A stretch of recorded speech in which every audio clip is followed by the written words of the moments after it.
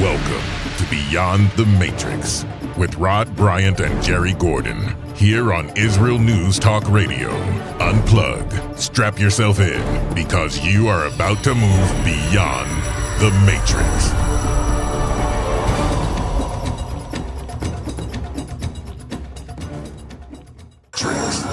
And it is a wonderful day to be listening to Beyond the Matrix. I'm Rod Bryant, along with my amazing producer. If you're watching on YouTube at Nativ, N-E-T-I-V online, my producer Jerry Gordon sitting there all polished up and ready to go. We have a great show lined up for you. A guest that has been on this show several times, and I'm going to let Jerry do the introduction. Ken Timmerman is a long-term friend of this program. We've had him on several times. I've known him, my God, since 1996. And basically, he is a well-published New York Times bestselling author and intrepid investigative journalist. He's actually spent a month in a PLO prison in Beirut, of all things, the thing we're going to be talking about today. His latest book is the fastest read about hijacking elections. This one concerns the upcoming November 2020 election. It's called The Election Heist. And Google that name and you can find the book, which is just published yesterday. Right. It's on Amazon and a number of host of outlets. And the interesting thing, Jerry, is this is a fictional work, but Right. research has gone into this book really does point out the vulnerability of our election system, the way it's run, the electronic system, and also the paper ballot issues. There's some revelations to be had about not only Beirut and the explosion in Beirut, but also election heist. So guys, don't go away. You're listening to Beyond the Matrix here on Israel News Talk Radio and also on YouTube. Thank you so much for joining us. I am still very disturbed that this is possible, and we can maybe pick this up later on if you want to toward the end of the show, because I most definitely would like to get this book into people's hands, because this whole idea is not just a fantasy. You're writing, even though it's a fiction, it has some very serious overtones. Jerry, go ahead. Ken, there's been a big blast in Beirut, a place you know only too well. And the question is, are our friends, if you want to call them that, Hezbollah, behind us somehow? Well, I think look, this enormous blast in Beirut, it is the largest non-nuclear explosion in history. We used to say that about the Marine barracks bombing in Beirut in October of 1983. Remember, I was there, not when the barracks went up, but I was there the week before and the week afterwards. I was in Lebanon that whole time period. We used to say that of the 1983 attack. This is probably 10 times bigger than the Marine barracks blast. 2,800 and something tons of ammonium nitrate. And importantly, it's not the fertilizer grade nitrate. It is the explosive grade ammonium nitrate. So this was basically the equivalent of thousands of tons of TNT. Remember, Hiroshima was 20,000 tons of TNT. This was about I think the estimates I've seen, this was about 1/15 the size of Hiroshima. And just think of that for a second. And then look at those pictures that you see of Beirut. Now, you asked me about Hezbollah. How about Iran? Let's start with Iran. Because whenever you say Hezbollah, you've got to say Iran, because there is no Hezbollah in Beirut, in Lebanon, without Iran. Okay, they are symbiotic. They are one and the same. The reports that I've seen suggest a number of things. Number one, the person who actually controlled the port in Beirut is the brother-in-law of the Hezbollah leader. Okay, it's the husband of Nasrallah's sister. Okay? His brother-in-law is in control of the port. He is not the person who was arrested, by the way, by authorities. That was the titular port director. But Nasrallah's brother-in-law was not arrested. Number two, there have been persistent rumors of Hezbollah siphoning away several tons of this ammonium nitrate. 3 tons was shipped to Britain, intercepted by the British authorities. So they actually found it. This is not just hearsay. And another 2 tons sent to Germany in recent years. So we know that Hezbollah had identified that ammonium nitrate as a source of explosives for IEDs or terror attacks. Okay.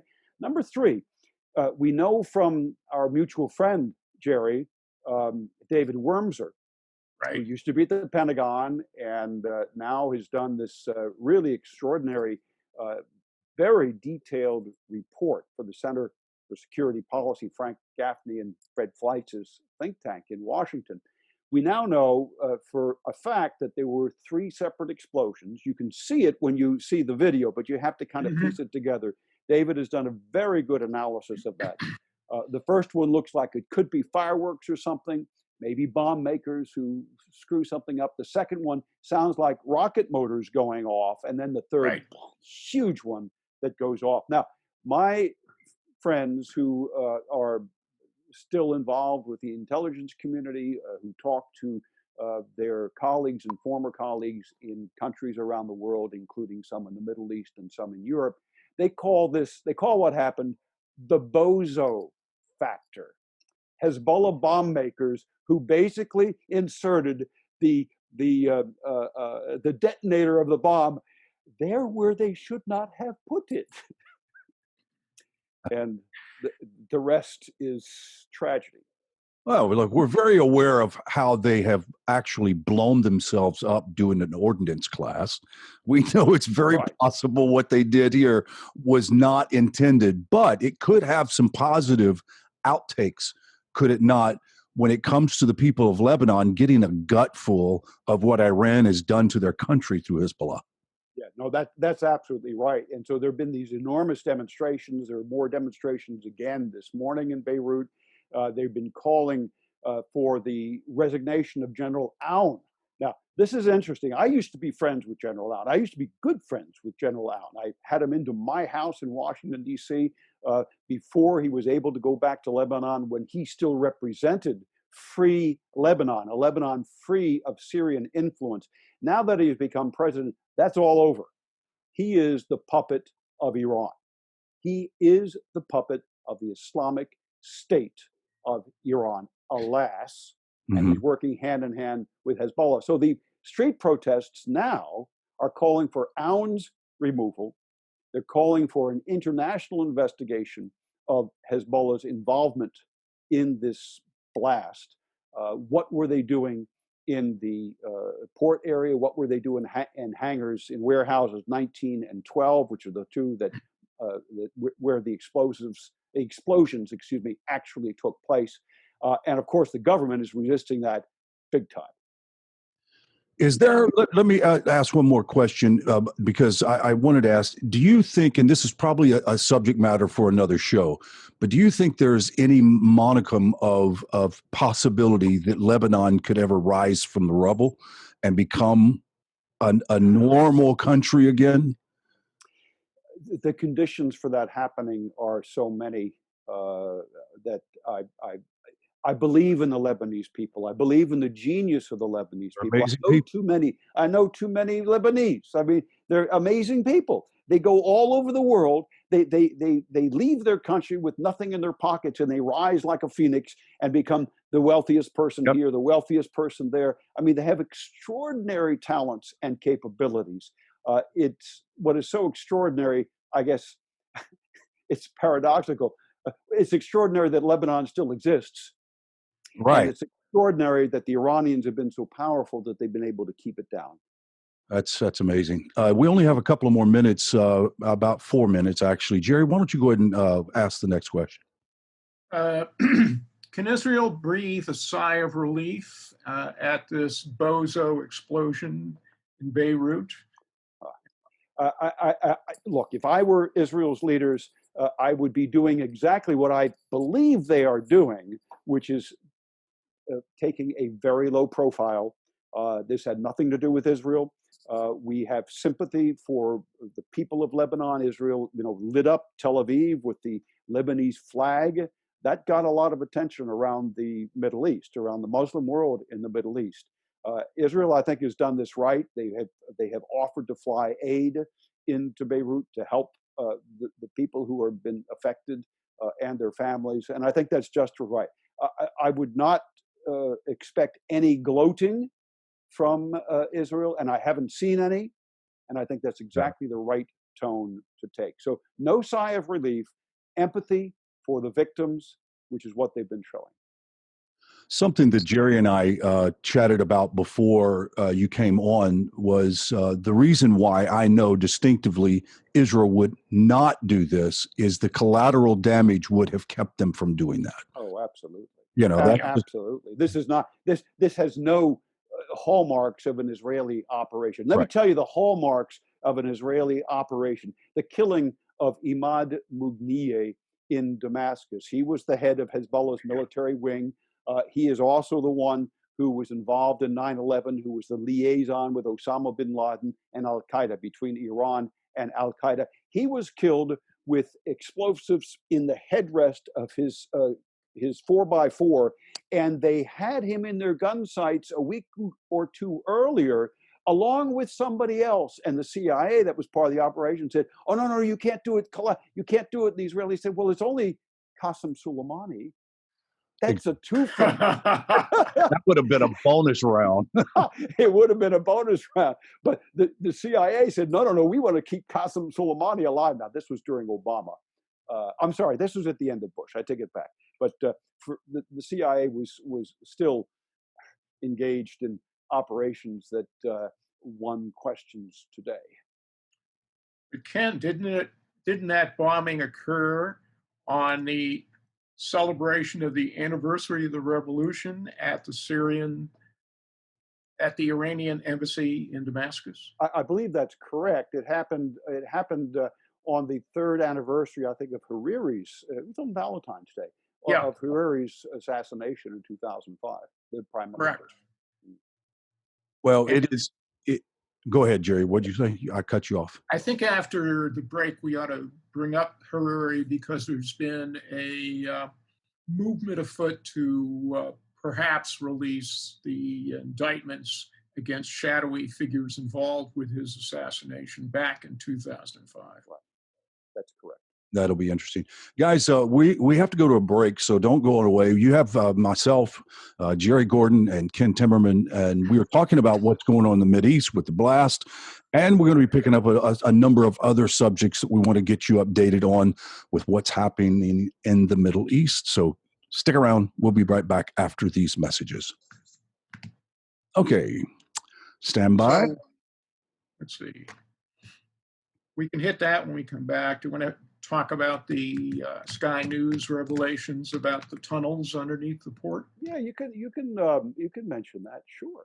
Because there's a lot of discussion, including our other mutual friend Steve Bryant, that there may have been some so-called precision missile plants somewhere in the vicinity of the port. Right, that's correct.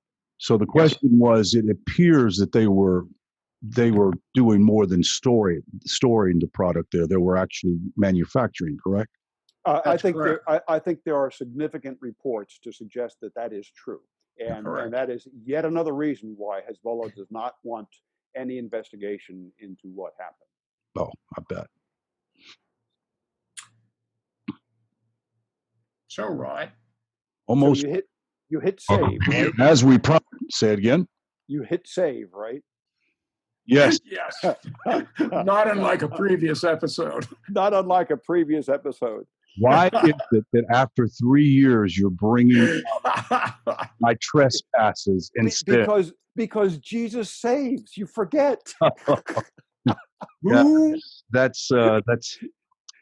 You don't know the joke about the SATs, and he goes in and they're given an hour to do the SATs, and they've got they're doing them on these little laptops. It's modern, and all of a sudden there's a power outage, and the other kid said, "Oh my gosh, I lost my whole thing!" And Jesus said, "Not me.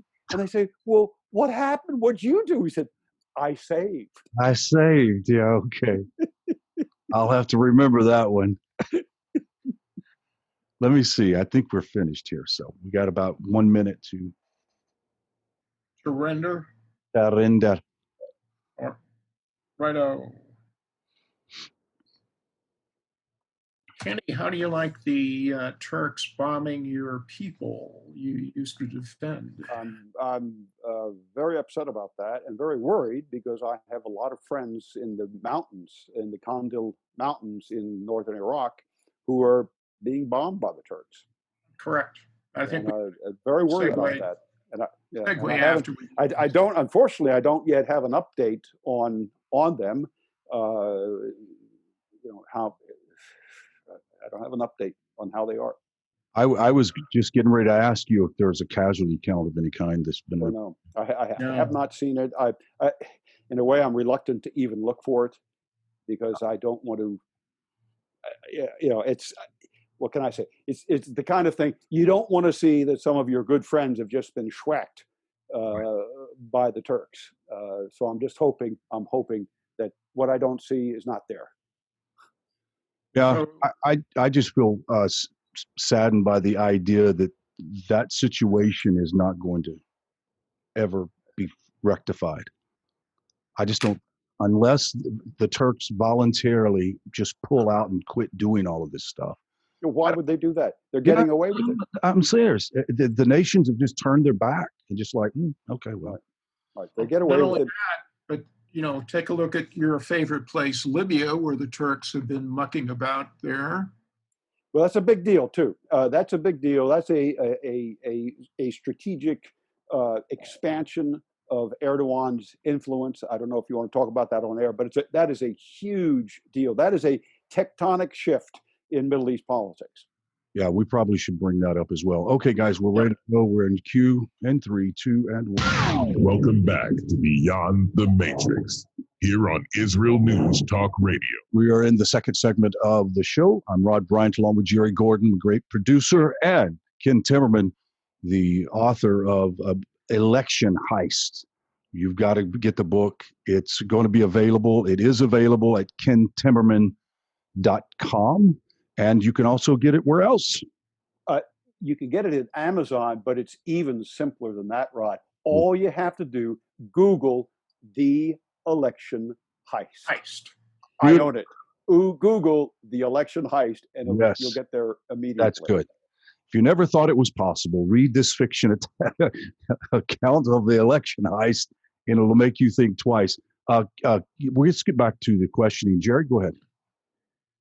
And Sky News reported today the unveiling of a labyrinth of tunnels in the port in Beirut. What do you think was going on there? Underneath the port, right. Underneath the port. I think, look, Hezbollah has got a long track record of tunneling. They've learned this from the Iranians. They've gotten the equipment from the Iranians. It originally came from Austria and Germany, these tunneling machines. They've used them to tunnel underneath the Israeli border. That was actually one of the things that set off the 2006 war when I was on the front lines with the IDF in northern Israel. They had tunneled across the border and kidnapped soldiers. So it's not a surprise that they would have tunneled under the airport, under the port of Beirut. And my guess is this was how they were getting explosives out to use for IEDs. They may have been getting rocket motors in because some of the reports David Wormser had mentioned, there are reports that they had brought back rockets from Syria into Lebanon and hidden them away in the port in ways that the Israelis did not track them. And that would suggest that they got them into tunnels very quickly. So, yeah, I think those are credible reports. They fit the MO of Hezbollah. They fit the MO of the Iranians. There is also a good indication because of this that there was probably very extensive manufacturing going on with these weapons and explosives. Correct? Yeah, I think that's accurate as well. And it never should have happened. This This is extraordinarily dangerous. The 2,800 tons, not pounds, not ounces, tons of explosives Right. sitting in that warehouse in the hot sun, the baking sun, for how many years now? Almost 6 or 7 years. I mean, it's Surprising outrageous. is that it didn't explode years ago. Well, there you go. It is Right. surprising it didn't explode years Right. ago. Yeah. It's just unfortunate that the Lebanese people, as we have said earlier, are an amazing, resilient people, which I'm amazed that they've continued to allow their government to exercise such disregard for the people and the citizenry, and it's really a sad situation. Well, Rod, it's not a mystery. It is not a mystery. When the Lebanese people, every time they rise up, and they have risen up several times. The Cedars Revolution in 2005, Right. again this past year. Guess what happens? It's Hezbollah and the Iranian thugs that crack down on them, assassinate people, murder people, take them off the streets. So it's not a surprise. The Iranians do the same thing in their own country, which is why the Iranian people have been frustrated every time they rise up, and they have risen up multiple times over the past decade. It is extreme violence used by dictatorial forces that has put down these popular and populist revolutions. Ken, we had mentioned during one of the breaks the Valentine's Day massacre back in 2005 of the then Prime Minister Rafik Hariri. And in the news is a looming set of possible verdicts out of a $700 million UN-sponsored trial. What do you expect out of that? Well, I mean, we've known about the indictments for quite some time. I happen to know one of the people who was involved in the investigation of this, and it's clear Hezbollah carried out this assassination at the behest of the Syrian government as well as the Iranian government. So they had assistance from both of them at the time in 2005.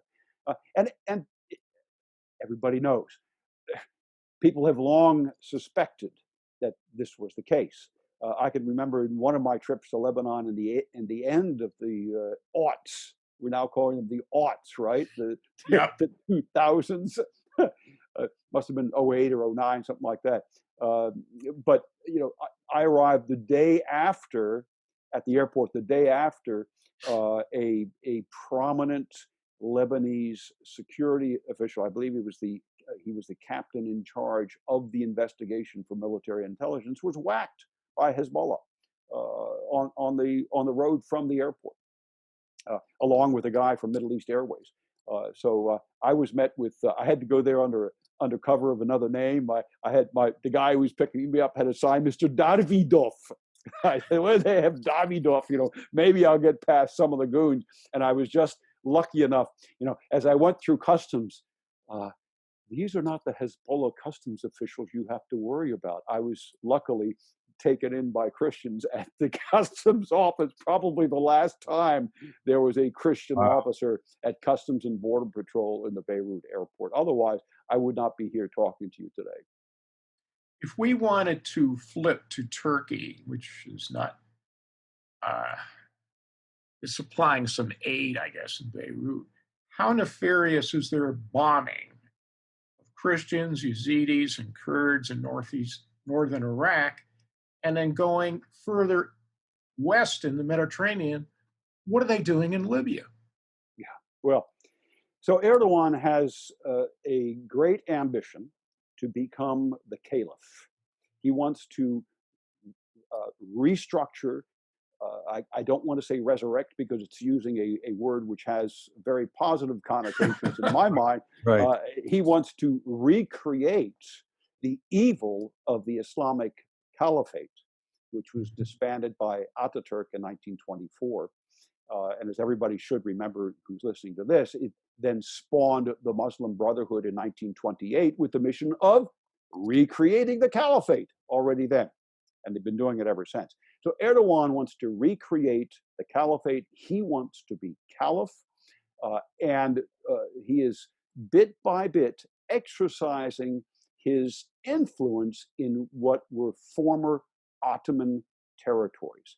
That's why you see him getting very much involved in Israel, in Gaza with the Palestinian, former Ottoman territories. You see him involved in Syria. Syria was actually, very much a former Ottoman territory. In fact, it was through Syria that the Turks, between 1915 and 1919, sent the caravans of the deportation through Deir ez-Zor of the Armenian Christians, That's right. the Greeks, and the Assyrian Christians. So they would take them from northern Iraq, to take them from Turkey and put them in these caravans, where then the Kurds would go prey on the women and children and the grandparents who were in the caravan. So anyhow, those areas were all part of the Ottoman Empire, and Erdogan's trying to restructure it, recreate it. Now, in Libya, he has a very specific goal, which I am astonished that any large power has allowed him to get away with. He has declared a maritime exclusion zone between Turkey and Libya, Tripoli, Libya, which cuts directly across the export lines of Israeli gas. The Israelis are building pipelines from Leviathan, from Tamar, the gas fields offshore Israel, through Cyprus to get to Europe, so they can export gas to Europe. And Turkey is saying, no, those are our maritime exclusion zones. That is now Turkish international waters, territorial waters. Well, no, it's not. Nobody recognizes that. The United Nations doesn't recognize that. The US doesn't recognize that. But for the time being, they're getting away with it. And they've blocked certain recent drilling off Israel's coast by doing so. So this is a huge power play by Erdogan. We shouldn't be letting him get away with it. And I understand that Donald Trump does not want to get us entangled in foreign wars, in unnecessary foreign wars. He believes that we should be rebuilding this country, and Lord knows there's a lot to do right now to get back to the economy that we had before the China virus came, the China plague came and infected this country. But nevertheless, every now and then a U.S. aircraft carrier, 80,000 tons of diplomacy, works wonders. And it would be great to see one of those carriers off the coast of Libya today. Yeah, I'm glad you said that, because as I was thinking, there are a lot of other options beside war that could very well work. But it just seems as if the world community has their arms folded, like, he's just a crazy old man and it'll go away. It's a fantasy he's trying to fulfill and it'll be over with soon. And I don't know. It's a big concern when you start thinking. And I think from Donald Trump's point of view, Libya is such a failed state. There's nothing to defend. Right. There's nothing to defend in Libya. General Haftar is being supported by the Russians. Now, can you imagine what the Democrats are going to say if we went and supported General Haftar, who, by the way, people forget this, he's an American citizen. Oh, I didn't know that. General Haftar is an American citizen, lived in Virginia for something like 20 years. I had no idea. Absolutely. Not only that, but he was also a CIA operative. This is what is rumored, Jerry. I cannot confirm or deny that. And if you do, you'd probably have to kill us live on the show. So there you go. We're gonna go to break, guys. So just hang around. Thank you for listening to Beyond the Matrix, and also thank you guys who are listening and watching on YouTube at Nativ, Nativ online. We'll be right back after these very important messages. I think we ought to turn in this last segment to your book. Oh, I sure hope you're going to. Because, that's essentially what we do. I guess we'll do that. I have to. Dan, this is this is by far the fastest read of any of your fiction works that you got to say that, Jerry. mean, I started out yesterday at 2 o'clock in the afternoon, and by the time I hit 5:30, I was over 205 pages. Yeah, you got to say that. You got to say it. So can I say that this is a good potty read? No, you can't. Oh my God. You could be on a John forever. Yeah, you could say you could take it to the beach. Okay. Of course, I could say if you're interested in developing hemorrhoids, you could take it to the potty. Oh my God. Oh my God. It just. But what amazes me, Ken, is where did you get all the research on the vulnerabilities of the techno stuff? Well, Rod, where are you in your rendering? Because we should talk about that. That's a fun talk. That's a fun. Yeah, it is. You want to bring it on the show and talk about it? Yeah, we can talk about that on the show. You bet. Stand by for just a second. Just about done.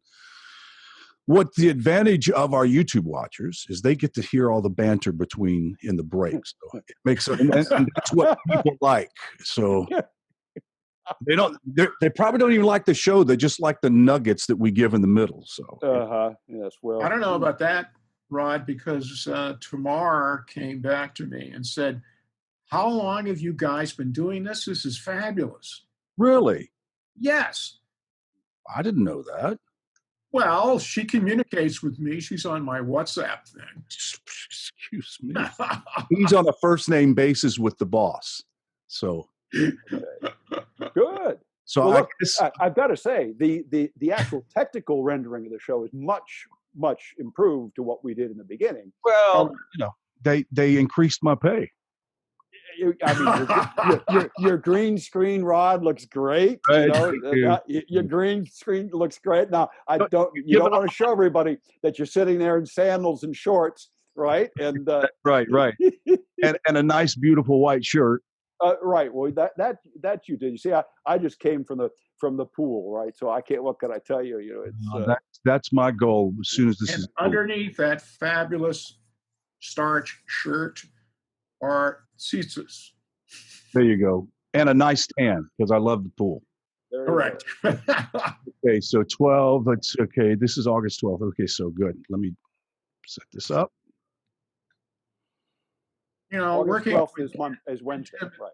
Working with Ken Timmerman is a giant simcha. It is. It's a lot of. He always makes us laugh. No, I mean it's like a shidduch. Yeah. Life is too short to be how should I say down in the doldrums. Yeah. There you go. Okay, here we go. Life is too short to spend with boring people. That's true. So I enjoy being with you guys. I like being with successful people too. That helps. Yeah, it's not. It depends. It depends. It depends on what kind of person they are. What kind of person? Okay, here we go. In 3, 2, and 1. Welcome back to Beyond the Matrix, here on Israel News Talk Radio. Often copied, but very seldom imitated like us, is Beyond the Matrix. You're listening to Beyond the Matrix here on Israel News Talk Radio, and I've got my co-host, Jerry Gordon, and Ken Timmerman. Where were we at before the break? Actually, during the break, the conversation was so good, we should have just continued on. But let's go to the most important matter that we want to discuss that we didn't think as of a few months ago. There could ever be possibility that the election could be heisted, could be rigged, or could cause a problem with our electoral system. And you've written an interesting fiction, and all the characters in the book are fictional characters. Right. Your research is not fiction. You've done actual research. Can you tell us about the book, and why do you think that everybody should get a hold of this book and read it?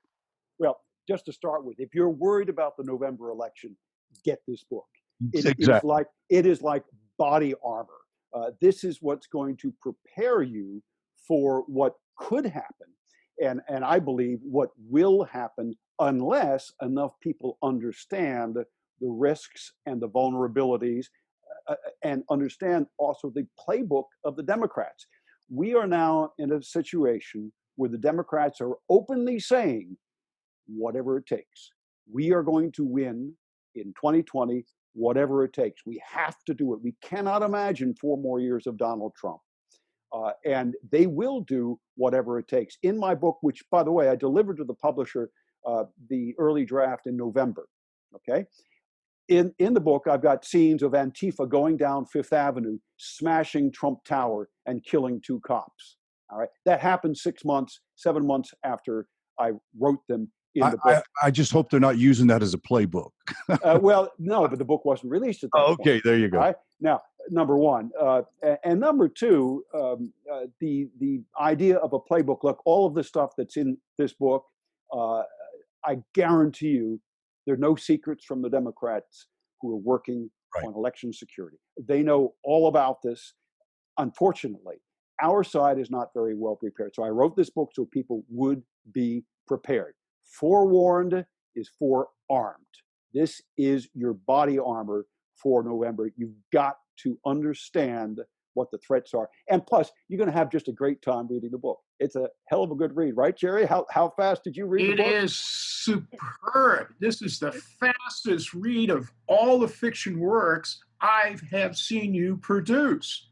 And I can sit down for 4 hours and go through 210 pages and come away blown away. I had a lot of fun writing the book too. And I got to say, so the impetus for the book, I was a Republican nominee for Congress in Maryland in 2012. And yes, some of the scenes in the book take place in that congressional district, which of course I know like the back of my hand. So, I take you on the places where debates happen, the places where different meetings happen, where my main character, who's a wealthy Hispanic media star, the Republican nominee for Congress in that district against an entrenched Democrat who has always won his elections without breaking a sweat because he had all these lobbies behind him and because it was a Democrat district. Finally, he's being challenged. And so one of the scenes early in the book is when they're at a kind of local fair in Wheaton, Maryland, which is I call it the barrio, right? The barrio, right? It is the heart of the Hispanic immigrant area in Montgomery County, close to Washington, D.C. And so the Hugh McKenzie, the congressman, is there. He said, okay, I guess I got to get up here and give my little speech. Yes, how wonderful is our diversity, yada, yada, yada. And he goes on and does this. And as he's going, he hears this kind of funny sound out in the distance. Sounds like a mariachi band or something. And it's kind of waving towards him. He sees this wave at the back of the tent. There's this giant tent. He can't figure it what it is. And so he kind of goes on and plods along in his dull little speech. And finally, he sees what it is. And it's his opponent, Nelson Aguilar, with the mariachi band. And they've all got these red shirts on. And Aguilar is there in a beautiful suit. And he says, the guy's not even breaking a sweat, and it's August. He says, I better get out of here before I embarrass myself. And his campaign manager says, yeah, you already have. Right. Let me go ahead. It's a lot of fun. One of the episodes in the book that's pretty telling is the exchange with a number of media guys and the revelations that the Republican candidate was, in all places, Sderot in Israel, right, in a famous conflict. Right. And the congressman he's opposing is a guy who signed off on some of the most anti-Israel behavior imaginable. And claims that, he's in a Jewish district and the Jews support him, right? Yes, and the that's rabbis correct. Support him. Right. And so again, I bring this up. There's a scene in a debate, and the congressman can't understand his opponent. The Republican is kind of going over time, and he doesn't understand it. And he said, "Oh well, I'm telling the story. Do you want to hear the rest of the story?" And everybody says, "Yeah, we want to hear the rest of the story about Sderot, and the battle scene, because he was a war correspondent as well for TV, right? He was a TV star." Right. And so he's telling the story, and he gets right to 20 seconds before the end of his time, and he says, and while I was there, there were some people who were accusing Israel of war crime. Correct. such as my opponent. And he said, perhaps in his time, he'd like to explain to you why he accused Israel of war crimes. Boing. So That's it's kind good. of fun. It's a lot of fun. You know, they're fun scenes, and I think people are going to enjoy reading the book as well as learning all about the Democrats' playbook to steal the election. So, Ken, I have an important question to ask. You've done some research. Obviously, you did research into the viability of something like this happening. I know that a lot of people are kvetching and complaining that, well, we don't want paper ballots because they could be, they could be modified, et cetera, et cetera. Some corruption could happen with it. But it's more than just paper ballots. We're talking about the whole electronic system. Well, actually, so I've done about 8 years of research, and in my own election in 2012, we encountered the old electronic touchscreen machines, Yep. where people would vote Romney and it would turn out Obama. Go back to the election. Wait a second, I voted Romney and it shows Obama. Oh, well, let's reset it and try it again. Votes Romney, it gets to Obama. And this happened again and again and again. And there were many other problems with those electronic voting machines. Well, once I started to investigate that, it turns out that the defaults, the vulnerabilities of those machines have been known for over a decade before I ran for Congress in 2012. And they're still being used all across the United States, some as the main voting system. But in Florida, for example, which has gone to paper ballots, and I spent a lot of time recently with some of our supervisors of elections here looking into how the system works now. But Florida still uses them for disabled voters or people who cannot read. So they will speak the ballot to them in Spanish or something else.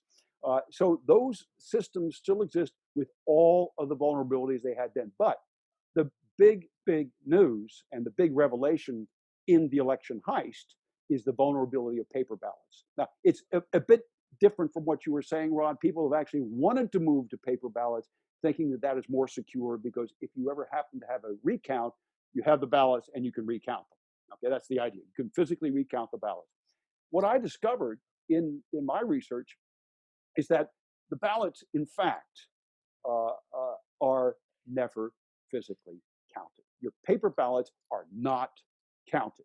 What happens is you put your ballot into a scanner, and ta-da, the scanner creates a ballot image, a PDF. And it is the ballot image that is then counted. And so, as you'll see, part of the plot of the election heist is how the other side infiltrates behind the VPN, behind the air-gapped machines, and all these really high-tech security features that the supervisors of elections are priding themselves on having set up. And yet, the other side infiltrates all that, inserts a software bomb, and basically flips the switch. I call it the secret switch. They flip the switch and change the votes. So instead of Trump +3, it's Biden +4. That's very interesting. Jerry, go ahead. Isn't there a false flag operation that I read about in this thing? There are many different kinds of operations. I've used many different versions of voter fraud. You're going to learn about absentee voter fraud, about ballot harvesting, which are big things now in the news. Those exist. You're going to see how Antifa is used by the Democrats as part of their playbook to cause chaos and confusion. I've also gone into there's a play-by-play of election night, which is really tremendous. It's really a lot of fun to read, because you really feel like you're there, and they don't know which way it's going. Is he going to get Pennsylvania? Is he not going to get Pennsylvania? Oh my God, where's Michigan going? Florida, of course, it all comes down to Florida in the end. And then the Florida recount goes on for a couple of weeks.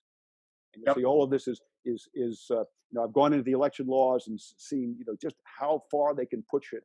And the Democrats will try to create so much chaos that they have to certify the fake results from election night. And you'll see how we just managed to get out of that by the skin of our teeth. And I'm not going to say the end. We don't, spoiler alerts, we don't want any spoilers. I'm not going to give you the spoiler, but there was a false flag, and the false flag but I don't want to go into detail there because that is a spoiler alert. The false flag is how they get into the election database and how they insert the software. And you'll see I have run this by a lot of computer experts, a lot of hackers, people even in government who explained to me this is the way that they would do it. Yeah. Well, look, guys, if you want to get this book, and you should, you can go to kentimmerman.com, one word, or you can go to electionheist.com. There's another place. No, you just Google the election heist, and you'll find it. You'll find the book at Amazon. Excellent. And until next week at this same time, we will chat with you later. Take care. God bless, and have a wonderful day. Hello. Yep. And it is a wonderful day to be listening to Beyond the Matrix. I'm Rod Bryant, along with my amazing producer. If you're watching on YouTube at Nativ, N-E-T-I-V online, my producer, Jerry Gordon, sitting there all polished up and ready to go. We have a great show lined up for you. A guest that has been on this show several times, and I'm going to let Jerry do the introduction. Ken Timmerman is a long-term friend of this program. We've had him on several times. I've known him, my God, since 1996. And basically, he is a well-published New York Times bestselling author and intrepid investigative journalist. He's actually spent a month in a PLO prison in Beirut, of all things, the thing we're going to be talking about today. His latest book is the fastest read about hijacking elections. This one concerns the upcoming November 2020 election. It's called The Election Heist. And Google that name and you can find the book, which is just published yesterday. Right. It's on Amazon and a number of host of outlets. And the interesting thing, Jerry, is this is a fictional work, but research has gone into this book really does point out the vulnerability of our election system, the way it's run, the electronic system, and also the paper ballot issues. There's some revelations to be had about not only Beirut and the explosion in Beirut, but also election heists. So guys, don't go away. You're listening to Beyond the Matrix here on Israel News Talk Radio and also on YouTube. Thank you so much for joining us. Okay. Good. Okay, let me see. How long was that? 2 minutes and 6 seconds. Is that short? Yeah, it's rather short. I don't know why it came out so short. I have a long music trail on the end of that. Why don't you want to add to it or no? Well, what do you want to, yeah, I think we ought to add to what, in terms of the Beirut stuff. Okay, so hold on 1 second. Let me run it. You're not going to re-record this thing, are you? No. I'm going to go back and just see where we can. We need exactly what, 1 minute? Roughly, yeah, less than that. Guys, don't go away. Let's see, yeah. About not only Beirut and the explosion in Beirut, but also election heists. So, okay, so why don't you pick up from there? Okay. And just start off by saying, let me just add this. Okay. Yep. Okay. When I say one, that means start talking. In 3, 2, and 1. Beirut episode is really a stunning development of how Hezbollah, only the pawn of Iran. Hold on, technical. Dang it. Technical glitch, stand by. Okay.